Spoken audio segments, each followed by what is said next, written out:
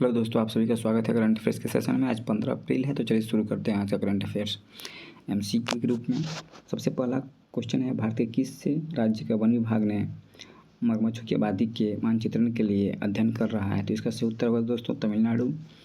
तमिलनाडु का जो forest department है, वहाँ कावेरी डेल्टा के आसपास जो मगरमच्छ हैं उनका मानचित्रण करने के लिए, उनकी आबादी को पहचानने के लिए उनका मानचित्रण अध्ययन कर रहा है।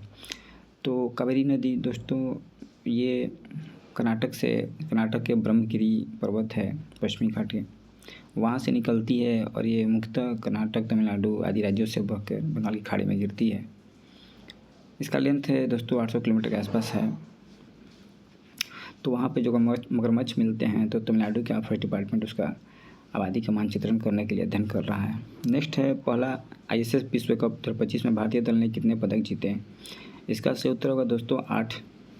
ISS विश्व कप जो है ये अर्जेंटीना के ब्यूनस आयर्स में संपन्न हुआ और इसमें जो सबसे अधिक मेडल जीते हैं चाइना ने जीते हैं 54 मेडल। भारत ने कुल 8 पदक जीते हैं और भारत का रैंकिंग दोस्तों 2 रहा है। सेकंड स्थान पर भारत रहा है, जिसमें 4 गोल्ड है, 2 सिल्वर और 2 ब्रॉन्ज मेडल।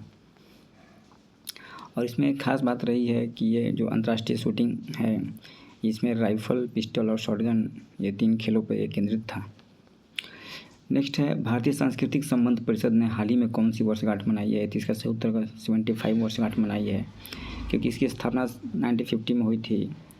और ये मुख्य रूप से जो भारतीय उच्चायोग है उसके साथ मिलकर विभिन्न देशों के साथ भारत का जो द्विपक्षीय संबंध है उसमें सांस्कृतिक गतिविधियों को आगे बढ़ाता है। सांस्कृतिक संबंधों को इसको आगे बढ़ाने में इसका महत्वपूर्ण रोल रहा है। नेक्स्ट है, मारियो वर्गास लोसा मुख्य रूप से किस साहित्यिक विधा के लिए जाने जाते हैं? तो ये उपन्यासकार हैं दोस्तों। ये पेरू के रहने वाले हैं, प्रसिद्ध उपन्यासकार, निबंधकार। इनका हाल ही में 14 अप्रैल को निधन हो गया और 2010 में इन्हें साहित्य में नोबेल पुरस्कार से इनको सम्मानित किया गया था। नेक्स्ट क्वेश्चन है, पी शिवकामी को किस प्रतिष्ठित पुरस्कार से सम्मानित किया गया है? तो पी शिवकामी को वर्चुअल दलित साहित्य पुरस्कार से सम्मानित किया गया है और ये नीलम सांस्कृतिक केंद्र चेन्नई में इनको वर्चुअल दलित साहित्य पुरस्कार से सम्मानित किया गया है। मुख्य रूप से ये दलित साहित्यकार हैं, दलित साहित्य पर इनका अच्छा काम है। तो इस तरह से दलितों को उत्थान में इनकी महत्वपूर्ण भूमिका रही है। किस राज्य ने रिंडिया सिल्क के लिए भौगोलिक संकेतक GI टैग हासिल किया है? इसका उत्तर होगा दोस्तों मेघालय की एक खासी जनजाति है, जो गारी खासी पहाड़ियाँ हैं। तो वही खासी जनजाति के द्वारा इन सिल्क का उत्पादन किया जाता है, इंडिया सिल्क का, और इन्हें हाथ से काटा जाता है, प्राकृतिक रंगों का उपयोग किया जाता है। इसे GI टैग प्राप्त होने के बाद इसका एक सांस्कृतिक पहचान मजबूत होगा और इसका डिमांड बढ़ेगा, बाज़ार तक इसको एक्सेस को बढ़ावा मिलेगा। तो इन सब चीज़ों से वहाँ की इस जनजाति को लाभ होगा। माउंट एस्पर जो हाल ही में खबरों में रहा, किस देश में स्थित है? इसका उत्तर होगा दोस्तों USA के अलास्का रीजन में यह स्थित है और इसकी 11,000 फीट ज्वालामुखी है और संभावना जताई जा रही है कि ये बहुत जल्द ही फट सकता है। ये स्ट्रेटोवोल्केनो है जो काफ़ी फटने पर ज़्यादा हानि पहुंचाता है। तो और इसके क्रेटर में एक झील भी है, चकचमना झील, जो ज्वालामुखी होते हैं उसके मुख में जब पानी भर जाता है तो झील का निर्माण हो जाता है। तो उसी झील का बनी हुई है चकचमना झील। नेक्स्ट क्वेश्चन है दोस्तों, किस राज्य सरकार ने डॉक्टर भीमराव अम्बेडकर अभयारण्य नामक एक नया वन्यजीव अभयारण्य घोषित किया है?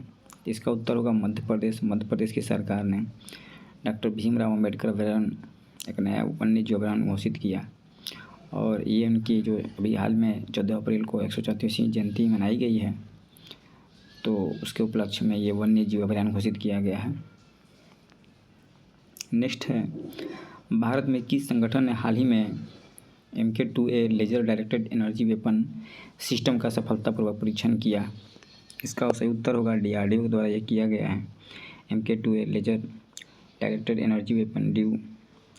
तो इसका परीक्षण 13 अप्रैल 2025 को किया गया और मुख्य रूप से ये जो ड्यू सिस्टम है मिसाइल ड्रोन जो छोटे हथियार होते हैं उनको कुशलतापूर्वक निष्क्रिय करने के लिए डिज़ाइन किया गया है। और ये दुश्मन का जो सिस्टम निगरानी तंत्र होता है उसके एंटेना वगैरह को ये नष्ट कर सकता है। इसके लिए भारत चुनिंदा देशों में शामिल हो गया है। तो आज के करंट अफेयर से दोस्तों इतना ही था। Thank you.